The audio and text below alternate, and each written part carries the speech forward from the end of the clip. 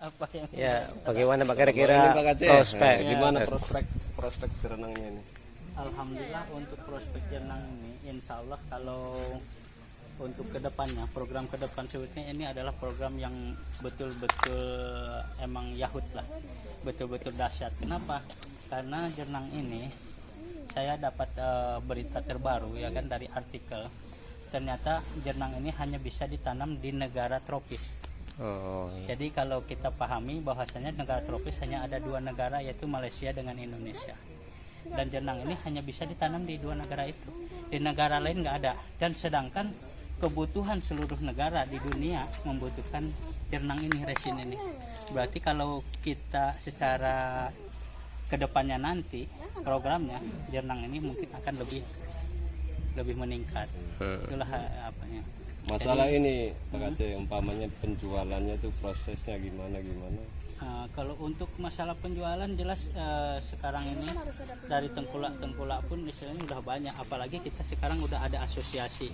Jadi pemasaran kita kan udah nggak kemana-mana, asosiasi itulah yang akan membeli buahnya nanti kan gitu. Jadi untuk pemasaran jangan dikhawatirkan lagi bagi petani, marilah sama-sama kita nanam jenang sebanyak-banyaknya. Nah, terus gini, untuk cara meyakinkan petani supaya istilahnya dia mantap apa, jadi apa yang disediakan oleh atau fasilitas sedia apa yang sama Pak asosiasinya gitu? Kepada seluruh petani gitu kan, kita jangan khawatir karena di asosiasi ini pertama kita ada beberapa keunggulan dalam asosiasi, yaitu pertama untuk menjaga mutu kualitas bibit. Yang kedua, kita diberikannya subsidi dan garansi bibit. Yang ketiga, fasilitas-fasilitas bagi petani yaitu perkantoran, pabrik dan sebagainya, asosiasi sedang dalam tahap pembangunan. Jadi jangan dikhawatirkan lagi untuk bagi petani, marilah kita sama-sama menanam jenang biar sama-sama kita sukses untuk ke depan. Oh, berarti ini ada sistem istilahnya sekelas kontrak dengan istilahnya pembol seperti Pak siapa namanya bosnya? Pak Ahok ya, itu. Ali Syarhoni Daulay. Ya. Itu berarti kalau mengambil dari tempat lain bibitnya nggak bisa jual sini. Nggak bisa, kita hanya istilahnya di asosiasi aja. Kenapa demikian? Karena jenang ini terbagi ke beberapa jenis. Jenang itu ada terbagi 10 jenis dan itu setiap jenis mempunyai beda-beda kandungan resinnya. Jenang itu resin yang diambil nantinya. Itulah yang unggulnya kan gitu. Jadi setiap beda jenis berarti beda harganya. Beda seperti sawit. Kalau sawit itu baik marihat, baik lonsum dan sebagainya, semua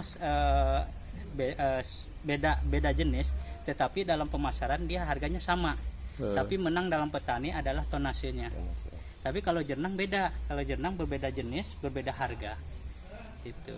Kebetulan jadi dari yang harga sekitar 20.000, 30.000 sampai yang paling unggul gitu. Ini beda-beda. kita kan istilahnya kan gini, katanya bos kan cuma ambil dua jenis ya kan, satu Dragon Blood sama anggur. Nah, Dragon Blood itu istilahnya berarti nomor 2 kualitas, nomor 1 anggur kan. Anggur, iya. Nah, jadi gimana itu istilahnya, bisanya apa, jenang anggur itu mahal ataupun bisa dikatakan yang blood itu lebih di bawah?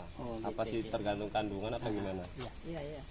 Itu untuk setiap jenis itu mempunyai kandungan berbeda-beda. Jadi nilai harga itu tergantung kepada kandungan resin yang terkandung pada jenang. Jadi seperti jenang gajah, jenang beruang, jenang burung dan lainnya itu harga resinnya di bawah 0, sekian, nggak ada lagi sampai 1%. Makanya harganya itu di pasaran lebih murah.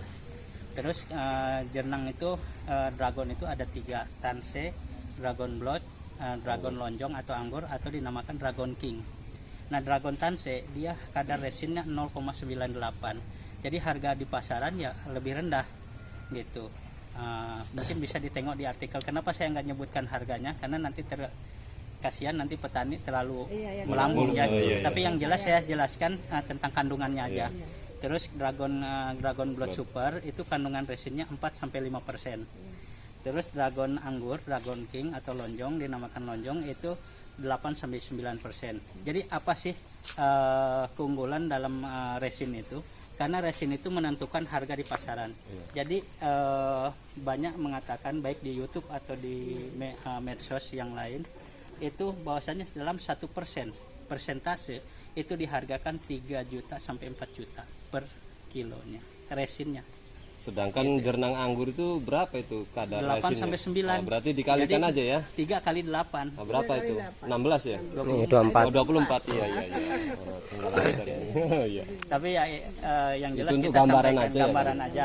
Yang jelas untuk sampaikan ke petani ya nggak perlu muluk-muluk, kita anggap aja harga yang paling rendah aja. Iyalah. Di Google itu dijelaskan di sana, kalau kita buka di Google, diklik harga buah jenang itu langsung terkeluar nanti daftar itu varian buah jenang. Jadi jenis macam-macam jenis buah jenang. Kenapa? Karena jenang itu berbeda-beda macamnya.